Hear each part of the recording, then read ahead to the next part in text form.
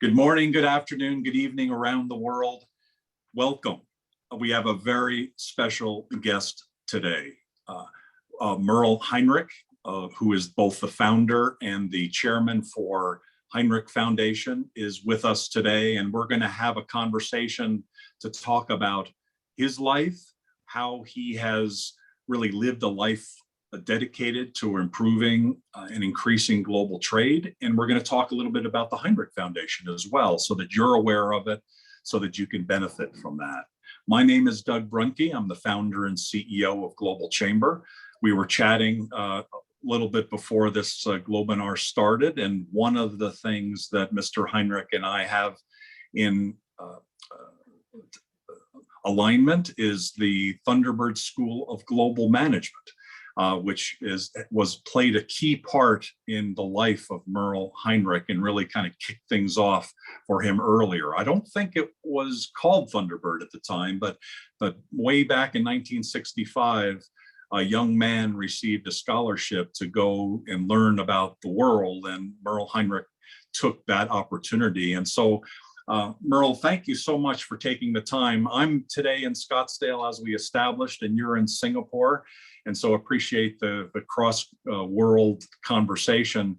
I'd like to start with the question that's kind of been bugging me as I've looked at your biography over the last several weeks is, how does somebody who's a young man in Nebraska end up even getting offered something from Thunderbird and international business? And then, what was your feeling back in those days about international trade and international business? Was it mostly fortuitous, or was there something more planned behind all of that?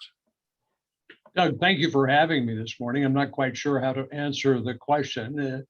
Life for me has been a series of little accidents, that have taken me different but after I graduated from Thunderbird in '64, and I took a job in Tokyo. Having studied French, I took a job in Tokyo that was with the East Asia Publishing Company that had a publication called the Importer magazine. And that was my introduction to Asia. They were promoting exports, and it gave me an opportunity to visit all of the developing countries at that time. But we were very focused upon helping companies develop their exports. And in actual fact, it was in 1965 that I first came to Singapore, when they had the pioneer status here, and they were developing an area called the Jurong Estate, with which we were assisting them to do. So as I said, it's just been a series of ongoing events and engagement, which has been most enjoyable, and I've enjoyed the ride.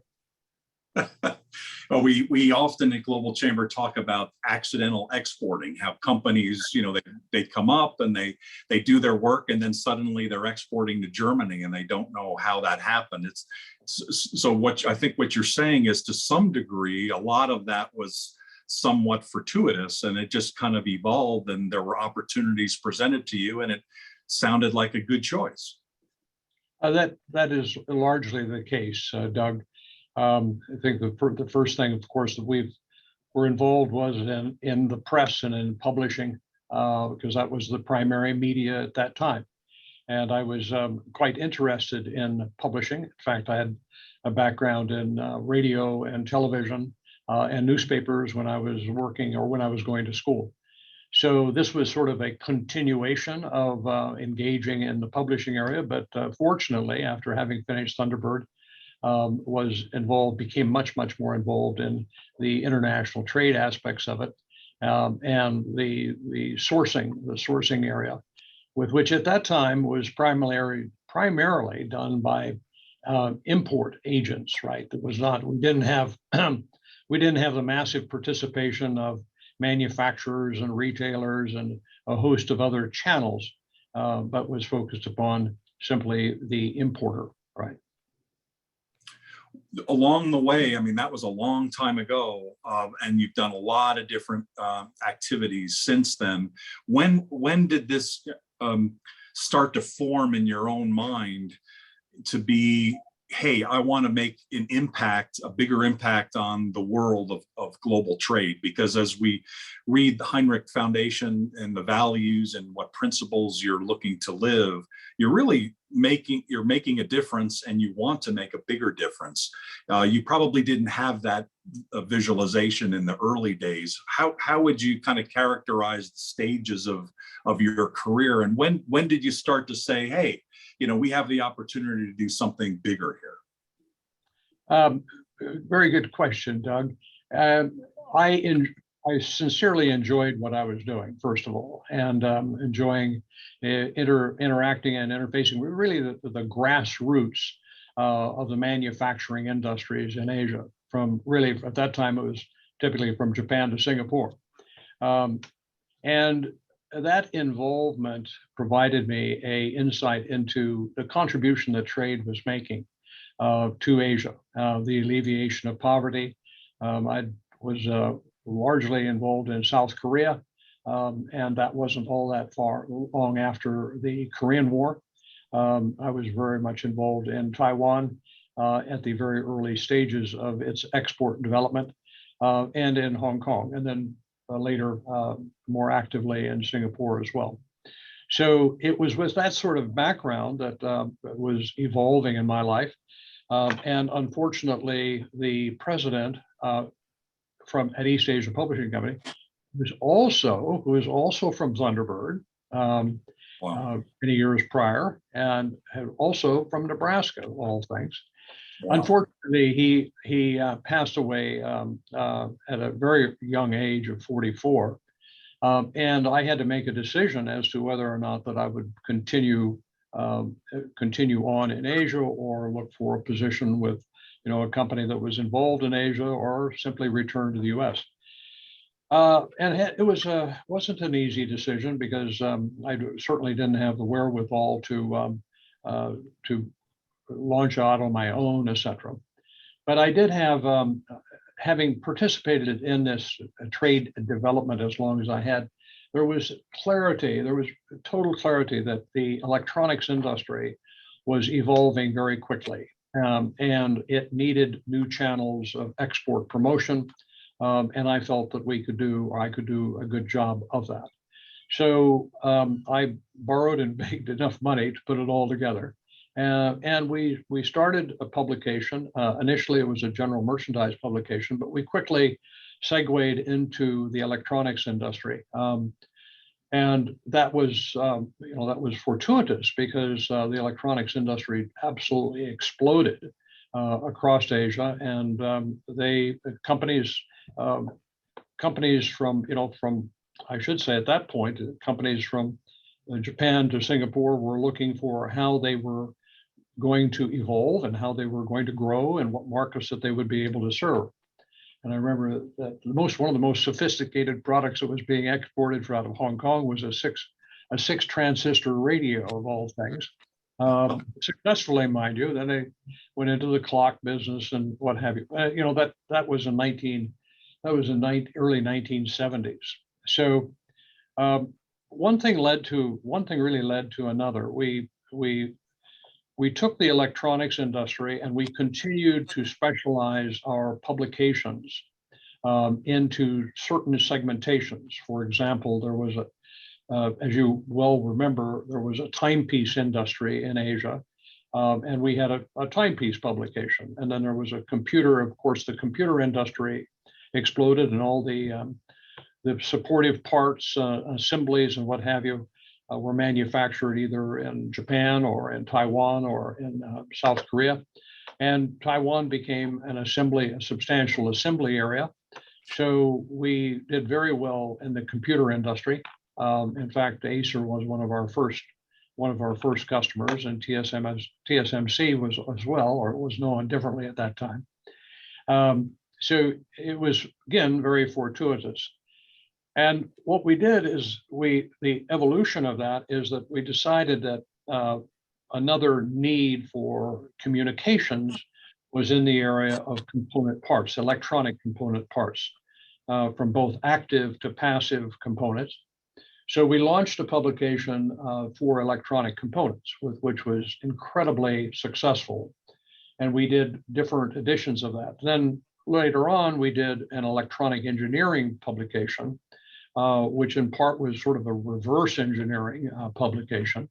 And we got into the very early stages of the ideation of product, the development of product, where people could find the components for product and where we could assist them in distributing that product or promoting that product globally. So that was, that was the kickoff stage. So the 1970s, 1980s were big years, really big years for us.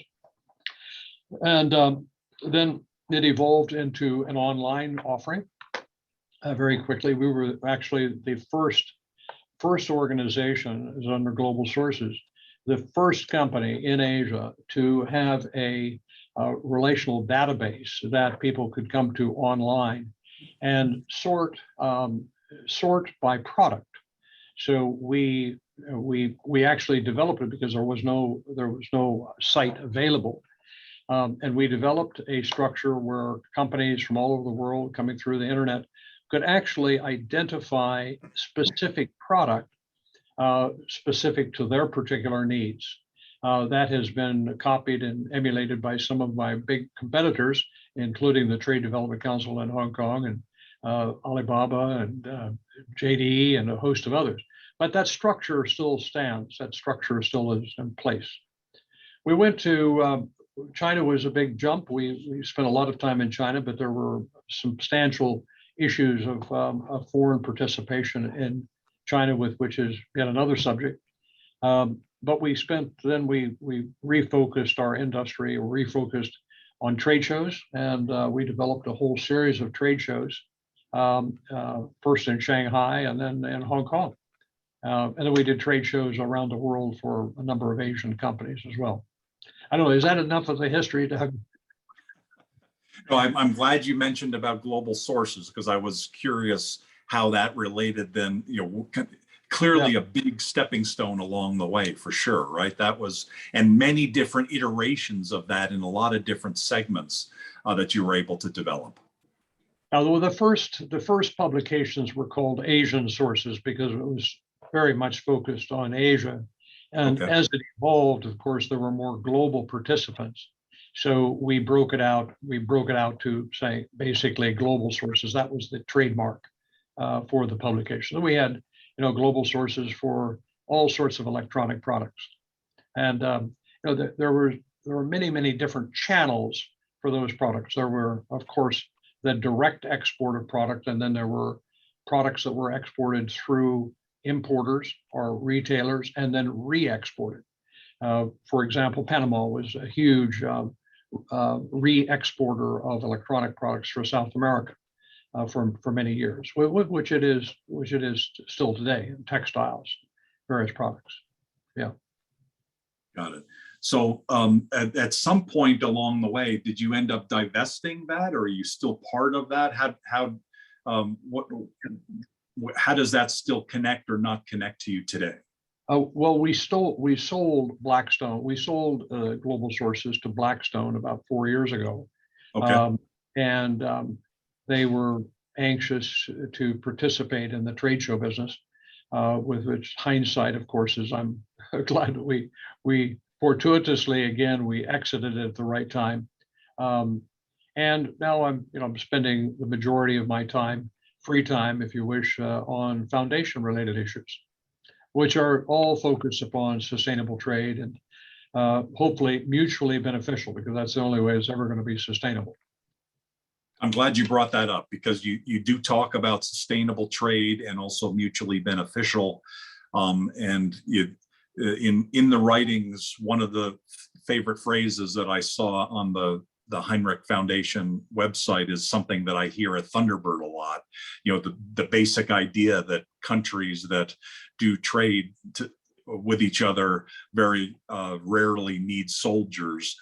I think it's done more eloquently both on your website and the Thunderbird site, but the basic idea that there's something good about trade. And yet, many times, even in the US these days, sometimes trade is looked at as a bad thing, and maybe that's a result of people's perceptions or feeling like it's not mutually beneficial. So you've seen a lot of transition over the years, right, of how people have perceived globalness and global trade. Where do you think we are today? Well, we are far, far ahead economically and in well-being than we were 30, 40 years ago. We are. For a start. And trade, global trade, has been a large component of that success. We would not have the economic well-being that we have.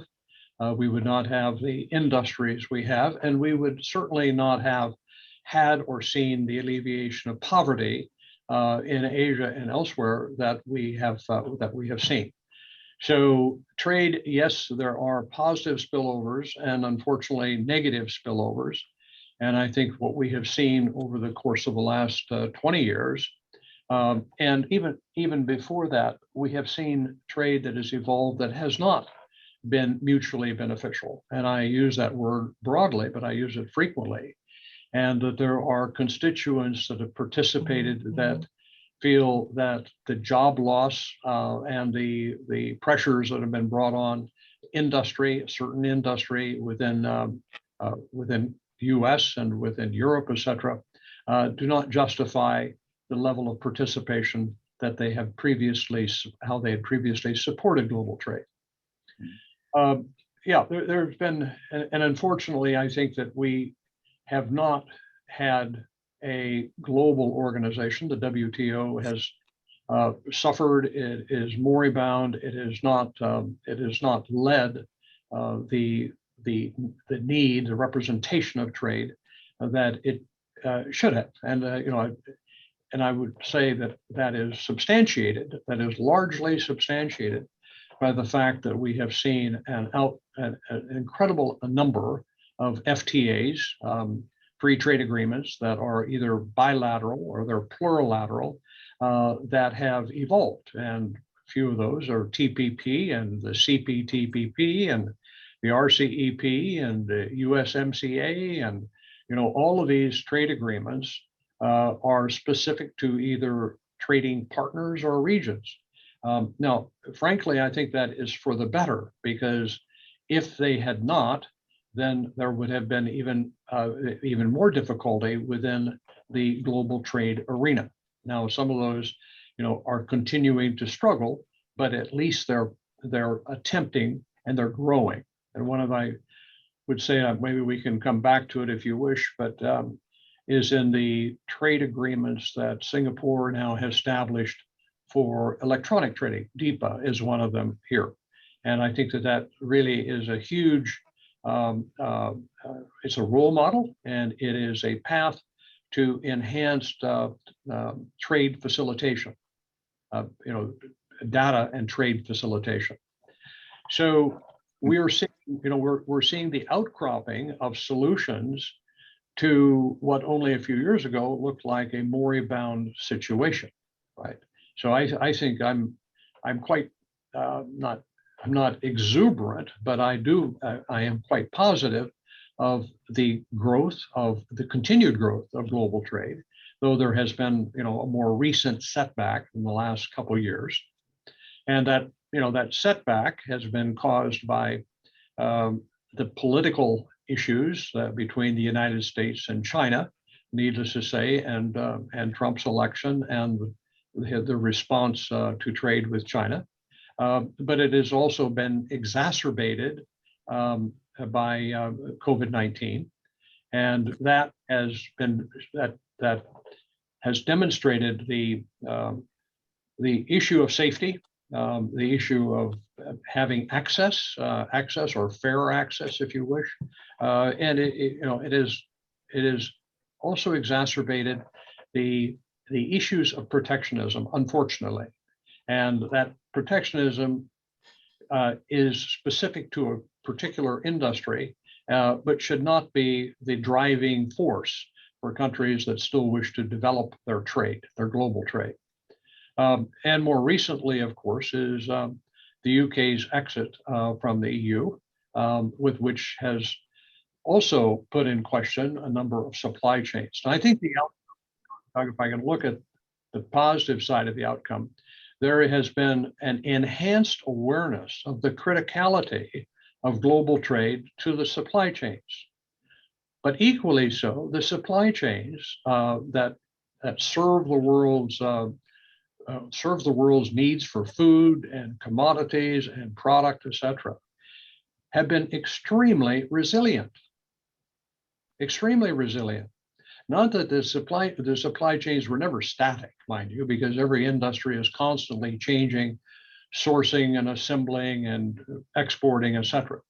So the flexibility had already exists, but I think that it was put to the test. It was really put to the test over the course of the last couple of years, and has demonstrated an incredible capacity for correcting issues, both from a supply to assembly. And I'd equally say, even though that we're seeing container rates at $10,000 a container across the Pacific, which is humongous, which is a huge, but it's a reflection of how the supply chain has actually been able to deal with some of the problems, right? Not that it will correct. I mean, it's not going to be at 10,000 for an indefinite period of time, and it will correct. It maybe is another 6 months or another year, but it will adjust. And so it's very fortunate we've had the flexibility globally to deal with some very, very stressful issues. Yeah, really, really good points. When you were talking about the number of FTAs, free trade agreements that have come up, and I think actually, as I think back, about a year and a half ago, we did an event at Thunderbird where we had a conversation about free trade agreements, and I believe the number is somewhere around 400 or 350 or 400 in the world, something like that was the number that was thrown out there.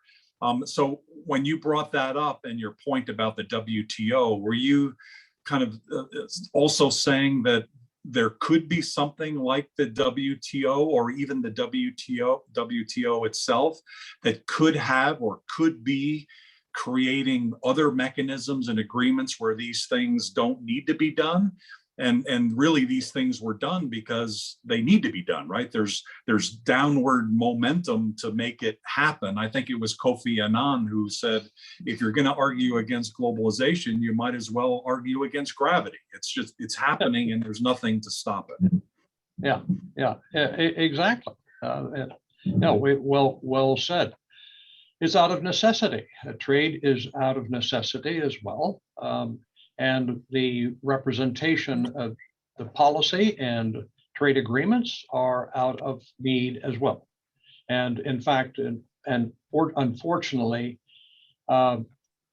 it's always a bit behind the curve. And I would say, it would be very fortunate, for example, in this period where we're faced with huge technology changes, especially with electronic trade facilitation as one example, and the use and the storing of data, that it would be far better to get ahead of the curve than behind the curve. It would be better to help facilitate trade than to impinge upon trade. It would be certainly far better to come to some kind of conclusion and agreement upon cross-border trade transactions, right? And this is an area that perplexes me and concerns me, and we're doing research on this, or we're working on research on it. Is that the biggest group, and unfortunately that I think will be affected negatively, is the SMEs. The SMEs have had a wonderful windfall opportunity with the internet and with the cross-border trade of getting started with export development. I mean, exporting ones and twos and threes and fours using FedEx or DHL or what have you. And that has been very, very beneficial because it's a learning process. It's a learning experience of literally of hundreds of thousands of SMEs and other mom and pop shops to put their toe into exporting cross-border, communicating, correcting, participating in the transport, etc. And on the other end, it's been a windfall and benefit to consumers. Global consumers have more choice of product today than they've ever had in the history of mankind. And they've had more choice of prices, and they have had more choice of delivery. This is all extremely positive. So I'm very concerned about anything that will impinge or impede this opportunity from a global perspective. And if we get too carried away with taxing, exports of product under $500 a package or something of that nature, we are going to unfortunately put in jeopardy thousands of these participants. And I think that would be terrible. I agree. Well said. So let's then think a little bit about Hinrich Foundation. It sounds like, certainly over the last 4 years, it's evolved into something bigger and better and more holistic. And so could you tell us a little bit more about what your goals are with the Hinrich Foundation? What are some of the things that you're doing now? And then how do you see things moving forward in terms of the things you'd like to be part of and things you'd like to change? Well, thank you for asking, Doug. We have basically two columns of activity. Let me share with you the first, which is education. And of course, when you're in any kind of philanthropic activity, education always comes high in the pecking order of areas that can be addressed. But we feel at the Hinrich Foundation, we feel that we bring more than just money to the party. We bring an understanding of what is needed by young aspiring individuals that wish to participate in trade. And it is making sure that the students on graduation are employment, I always call them employment ready.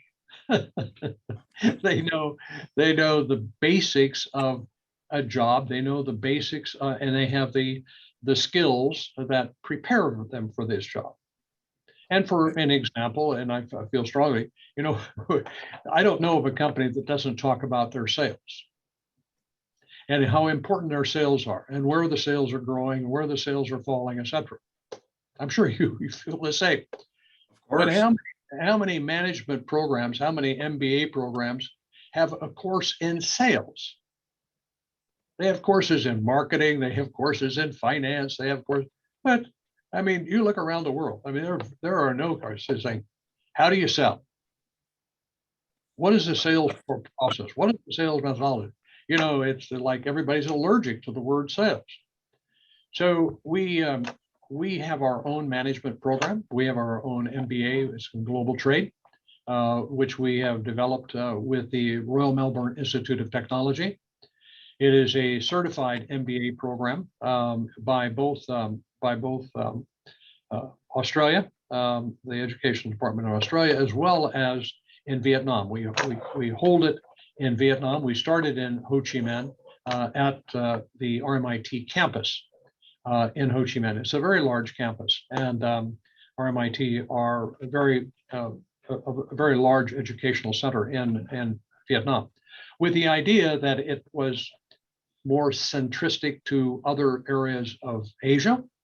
So we launched this a couple of years ago, and unfortunately, of course, fortunately or unfortunately, I'm not sure, proof will be in time, but possibly fortunately, with COVID-19, it really focused our attention, and I mean the foundation's attention, faculty attention, employers' attention, and certainly student attention on the need to go virtual. That we had to be more effective in our ability to communicate and engage and incorporate the technology. And I have to say that everybody came to the party, including faculty, and we now have probably a state-of-the-art online MBA program, a global trade program, Masters in Global Trade, MGT, in the industry. And it is a three-part program. We have the university, of course.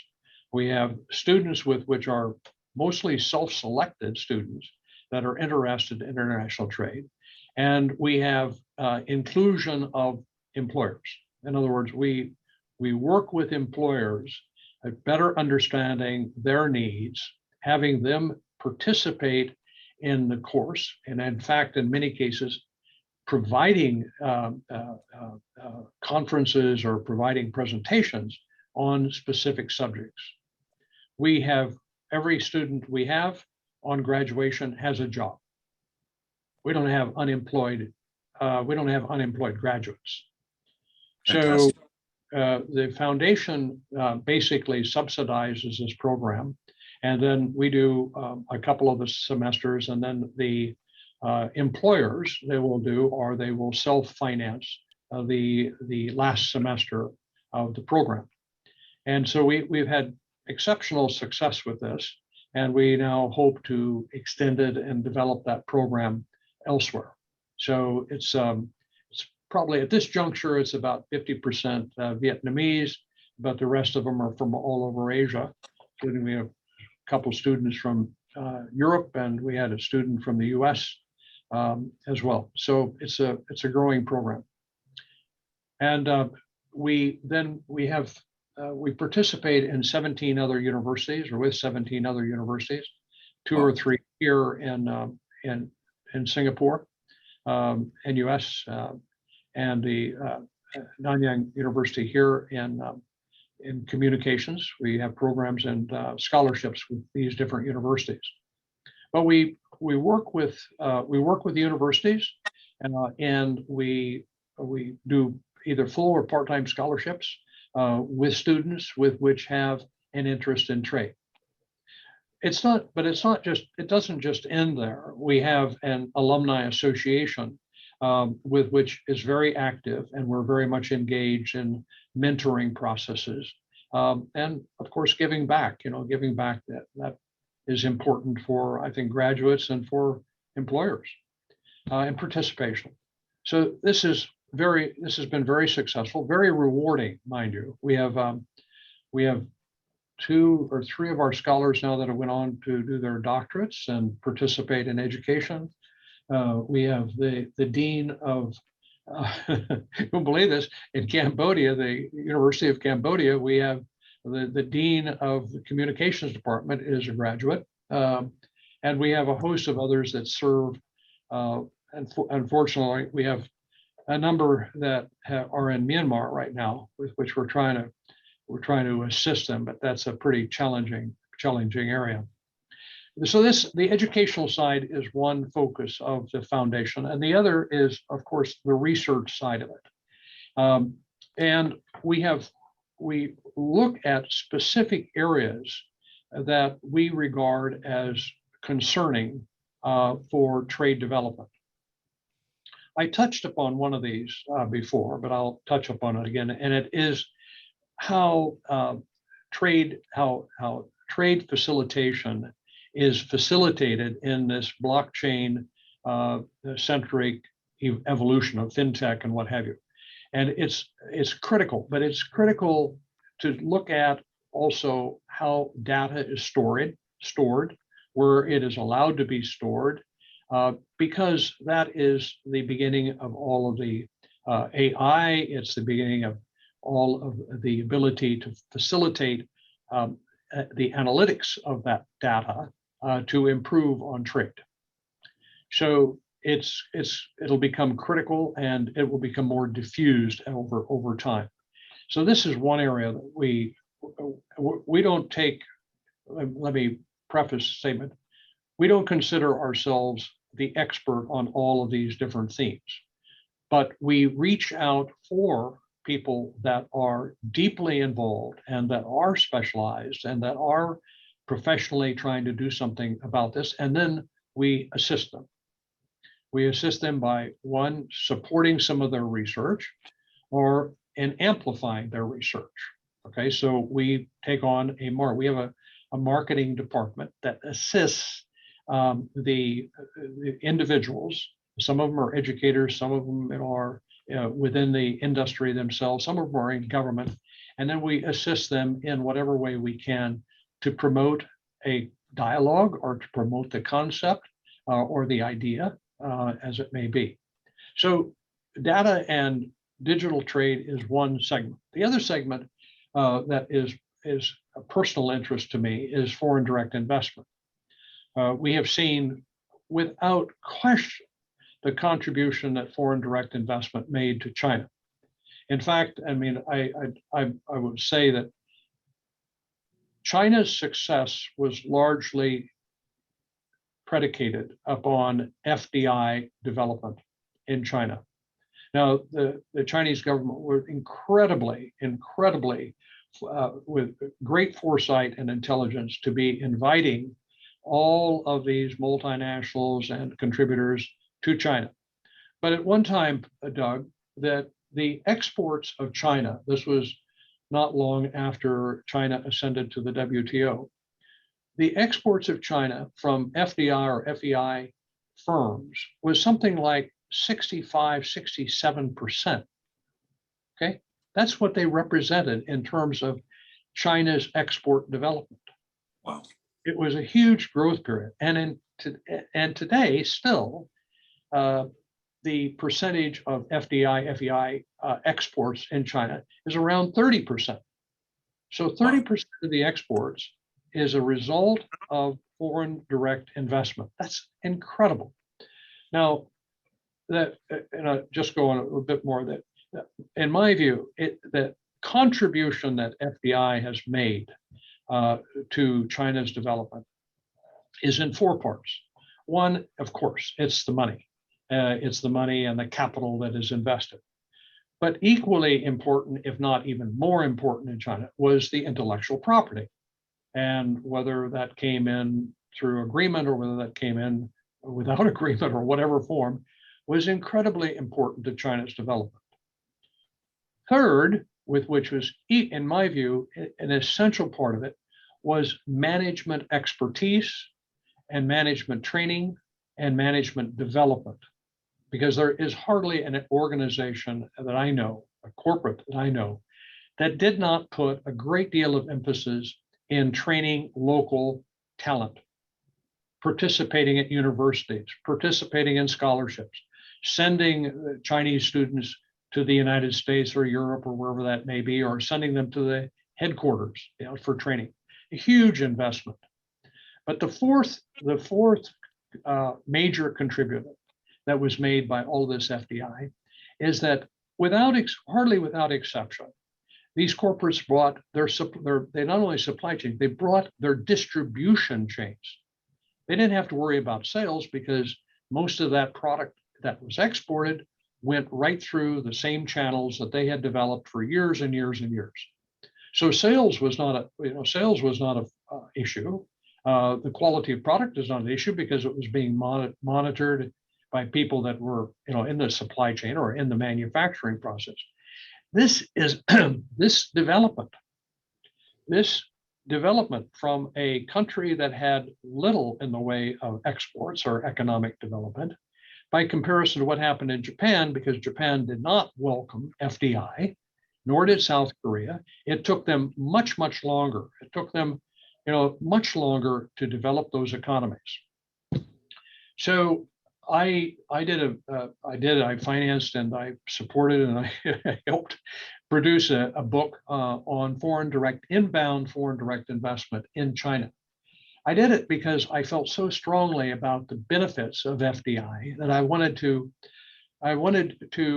have a document with which that other developing countries could look at and better understand China's success and the use of FDI. And it's true to say, and everybody points it out, that there are certainly positive spillovers, but there are negative spillovers as well. There is negative spillovers when allowed. And I think that Vietnam has learned a lot from China and learned a lot from that experience. and has probably done in some ways a better job of inviting FDI, focused FDI, than China did. But in China, it's tens of thousands of foreign companies that have participated. People think, oh, it's maybe the multinationals. It's not. It's not. From Foxconn, which is a major company, mind you, but the Taiwanese invested, the South Koreans invested in China, Japan invested, everybody invested. So I think the last measure, because that statistic is no longer available out of China. But it's over $2 trillion worth of foreign direct investment into China, massive amount, and tens of thousands of companies. So my focus with the foundation, or one focus of the foundation, is the examining the benefits of FDI and how to promote the concept of FDI. There's, unfortunately, in the last 2 years, there has been a global decline in FDI by about 45, it depends on how you calculate it, but between 45 and 50%. But when you really dig into the detail, what you find is that those OECD, that data includes mergers and acquisitions, and it includes greenfield investments. And if you look at the greenfield investments as a component of the total FDI trade globally, it has actually increased. And we see China doing less in the way of M&A, like, for example, in Europe. There was just a report that came out with Rhodium, you can go to look at this. But it has deteriorated from an M&A point of view, China's FDI into Europe, but the greenfield investments have increased. That's a positive outcome from the China's outbound FDI opportunities. And then there's a huge number of other related FDI activities from outbound FDI from China. But I think that there's one other statistic which is probably fair to share with your members, is that the return on FDI has unfortunately declined. And that I think that is another challenge and another contribution to the decline in overall FDI, cross-border investments. So we're doing quite a bit of research on that, and we're cooperating with a number of people that are even more invested than we are in that subject.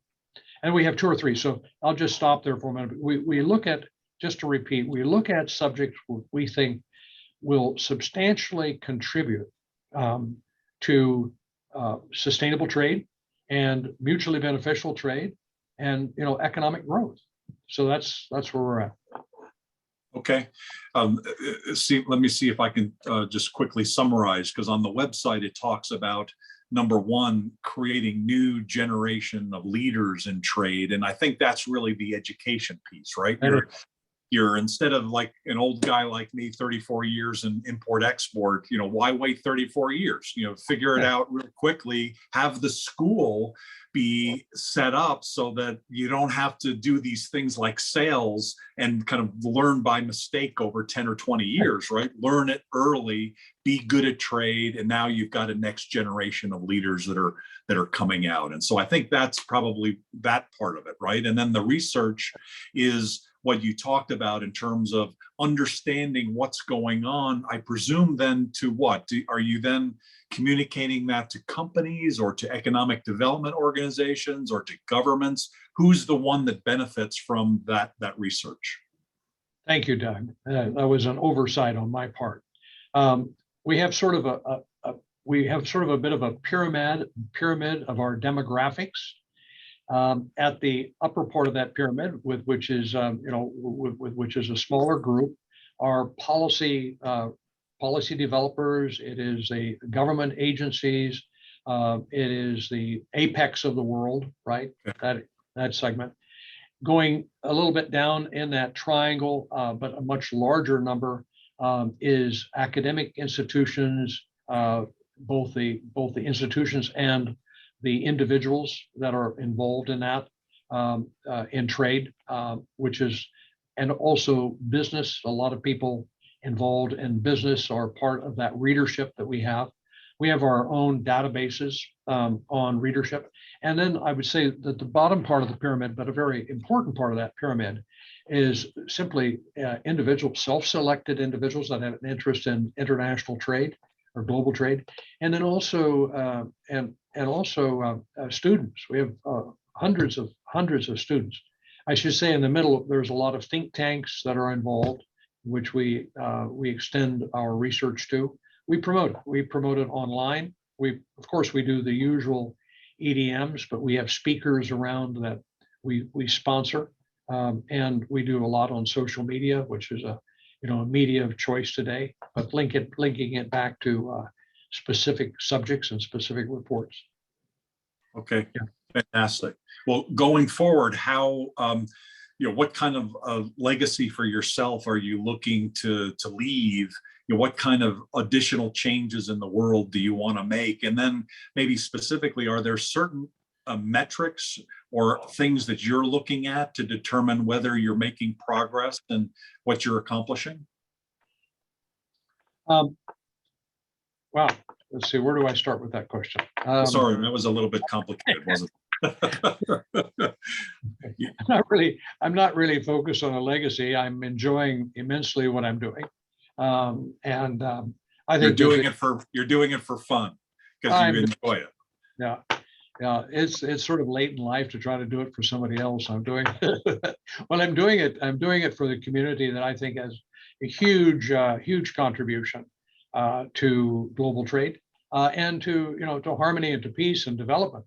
You said it at the very beginning, that more the dependency, the less of the conflict, and we hope that is true, and we hope to be able to contribute to that effectively. Looking forward, we will continue to evolve. I mean, this is not a revolutionary. There's things you can consider revolutionary, certainly within the areas of technology, but the process that we're involved with is not revolutionary, it's evolutionary. And we are faced with some serious challenges in trade, but ultimately it needs to be solved with what my view is a much higher sense of trust. If you don't have the trust in trade or with people or individuals, you're not going to be trading with them. So we have to be able to overcome some of the conflict that exists globally, and I hope that we can contribute to a mindset that is more positively engaging than negatively engaging, because we all have more to win if we collaborate, and hopefully we're not in a loss situation. And God forbid, and I don't even predicate, I mean, I'm not even thinking about it, that there be a conflict. It's just off the charts. You don't do what you do to overcome problems predicated upon the basis that they're going to be confrontation, right? I think that the issues that we are faced with, both at a geopolitical basis and also at an economic basis, are quite solvable. But there needs to be an appreciation that going forward, mercantilism is history. Forget it. We can't work in an environment. We have to be thinking of a mutually beneficial way forward. It's this import substitution or this protectionism is not only dangerous for global trade, but is dangerous for those that participate. And I have to say with some reservation, India is a wonderful example of a country and an economy that has been a country based upon import substitution. And look where India is at today. Now you look at the comparative development in Japan and South Korea and China and Vietnam. look at India. It's very unfortunate, but there is a mindset, and we do not wish to go. We do not wish to promote that mindset. Yeah. So are you hoping then through the research that you're able to Yeah. additionally communicate these basic principles that you've articulated today, so that eventually it assimilates in? It's, I mean, you've been involved for so many years. I remember the tariffs of India. In the Teflon business, it was something like 600%. It was like, crazy stuff, protecting some local little guy who was doing it in his backyard, and it was like, yikes, what logic is there in that? And then ultimately, as in Australia's case, for instance, where they also had very high tariffs, as they lowered their tariffs, it's a funny thing. The companies there became a lot more competitive, and they became actually pretty good, many of them. So I mean, that's largely a part of it, right? Is like, let's do fair, let's do fair trade, let's reduce these barriers, and then some things are going to be made some places and other things are going to be made other places, but ultimately the consumer benefits, as you talked about earlier. Yep, for sure. So Doug, we're getting to the top of the hour, and I see we have a few Q&A and chat there. If we can accommodate your members. Very good. Appreciate those of you who are watching the call. And I saw John Schultz earlier pop up, who had mentioned that he had actually worked for you in the past. And so he sends his best regards to you for sure. Well, hello, John. How are you? And we've got, I don't think you know Dwight Winkler, but he's another one of our members. So, in terms of maybe some additional questions that I've received from our members, I mean, one of the questions was, how can they, or is there a way for them to become involved? Most of our members are exporters or, some importers, and certainly people doing foreign direct investment. Is that a group of people that have a way of engaging in with the Hinrich Foundation, and how would you suggest they do that? Absolutely. If any of your members are interested in either the educational element of what we do, and we're very happy to share. We are a nonprofit organization. It's an endowed foundation. We are very happy to participate and share what we do, how we do it, and if there's any way that a company would like to participate either on the educational side or on the research side, we would be delighted to accommodate. And please just drop us a line. I'm not sure if my email address is there, but please feel free to drop me a line, and I'll either answer it or redirect it in a way that we'll get back to you. That sounds good. Yeah, and in the meantime, if you don't have a place, I'd like to just say something. Of course, as I said, I have an FDI interest, and so if there are any of you that have history, or that you have case studies, or that you have thoughts and you would like to put forward on this, we would be more than welcome to listen and to join you in a dialogue. Oh, that sounds good. Back to Merle's point about getting in touch with him. If you don't have access, there are certainly people within the Hinrich Foundation that are members of Global Chamber, and we have their access. Also, info@globalchamber.org will get your communication in, and we'll find a way to make that happen as well. One of the things with FDI that I've been sitting on I've been using this data point for 5 years, is in the United States, because one of the things that inspired me to start Global Chamber was to encourage people to trade and to export and to improve exports. And in the US, only about 12 to 14% of GDP is exports, and that's versus 60% for Austria, and much higher percentages for very successful exporting countries. But one of the things that I learned from mostly my career, which was largely Japan related, was the thing that happened after Japan invested a lot in the US, there was a pushback, right? There was a political push against the Japanese. And part of what I learned from all of that was, it has to be done right. Okay, don't buy Pebble Beach. That's probably not something that should be done. But the other thing is, the data point that I keep using is 5% of US companies are foreign owned. So 5%. But 20% of US exports are from those 5%. So what occurred to me, and when you kind of think about like what's really happening there, you're really kind of bringing in foreign investment, people who know the world, and they are then highly motivated and probably have the supply chains like you talked about earlier to be able to export. And bottom line is, exports are a good thing. Wherever they're coming from out of your country, that's a good thing. And so sounds like your driving force largely now is encouraging people to make the right foreign direct investments to keep trade going, to facilitate that progress. Precisely, Doug. For the receiving country, for the company that is participating, and for global consumers, it makes a difference.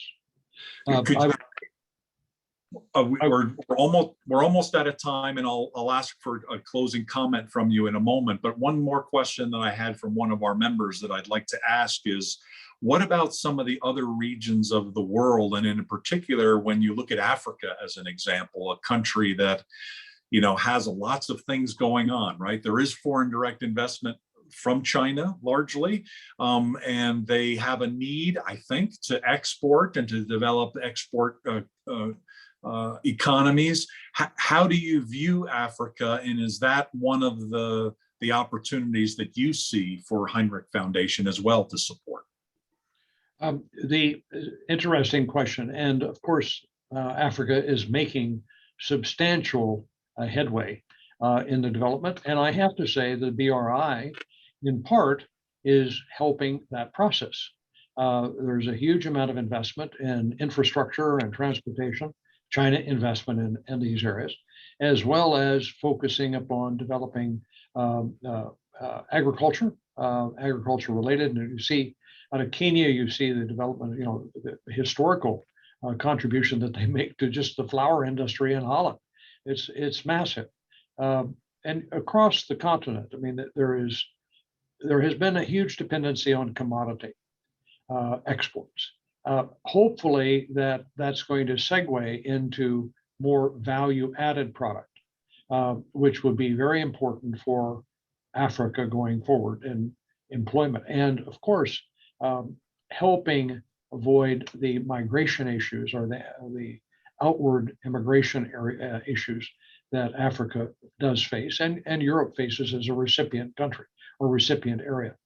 So we're very positive about the African continent as an export source, but we're also very aware of the governance issues that need attention and need development and need adherence.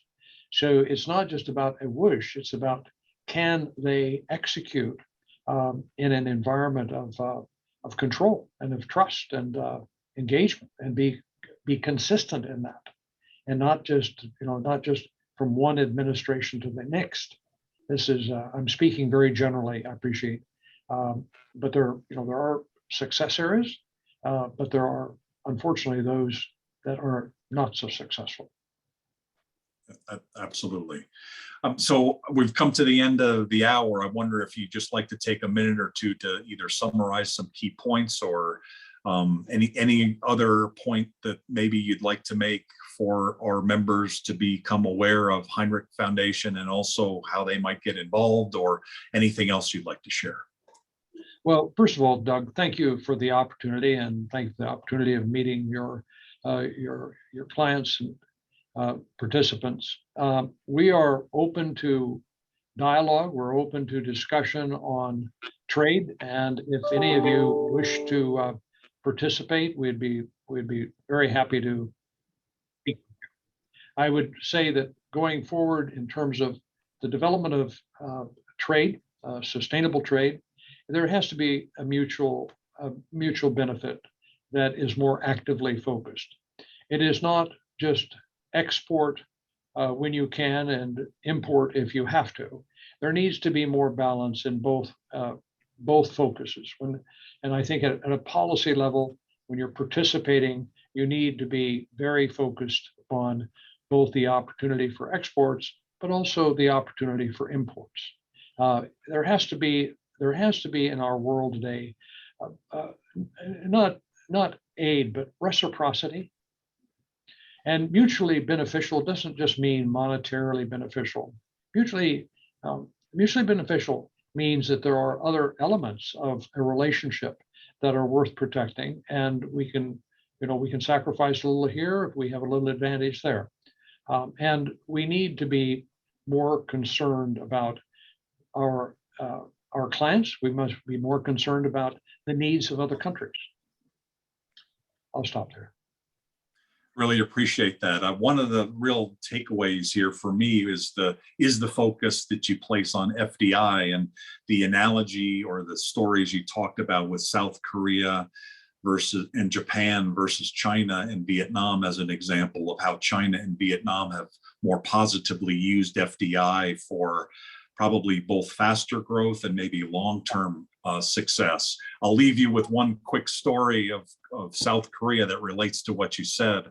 My first visit to Korea was in January of 1987, and I was passing through the airport in Busan, South Korea, and there was a billboard with no writing, but it was a graphic showing that if you bought foreign goods, basically your money was flying overseas. And so the message of the billboard clearly to me was, don't buy foreign goods, buy only Korean goods.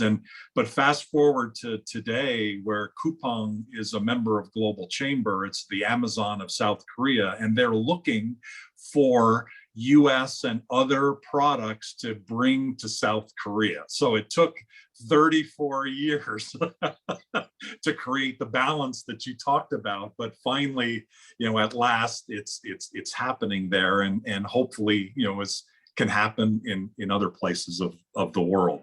Thank you so much for sharing so many takeaways. Really appreciate it. In my life, I would say I've probably met two really amazing people in their field. One was a fellow you probably maybe ran into along your career. Did you ever meet W. Edwards Deming by any chance? I have not. So the beginning of my career with DuPont, I took a 1-week course on manufacturing through one of our clients in Ohio, Yellow Springs, Ohio, a whole week with W. Edwards Deming. And it really changed my life in terms of his passion and vision and knowledge about manufacturing and what it took to become so successful. And obviously, when the Americans wouldn't listen to him, he went to somebody who would, and he went to Japan, and they listened, and they were quite successful. And at the end of his career, which is where I caught him, he was now then teaching this company and other companies what he had taught to Japan 20 years before, and now allowed them to catch up. And I have a little bit of a feeling about you in the same way, and that I don't know anybody else who has had so much international global trade experience, and now you have a platform that allows you to make even greater and bigger changes with trade and improvements in trade, something that you and I and many others on this call believe in. And so congratulations on your success, and we wish you additional success, and we'll certainly be doing our best to collaborate and support that going forward. Well, thank you again, Doug, and have a good day. Thank you. Have a good day, and thanks everybody again for calling in today, and have a great one. Take care, everybody. Thank you, Mr. Hinrich.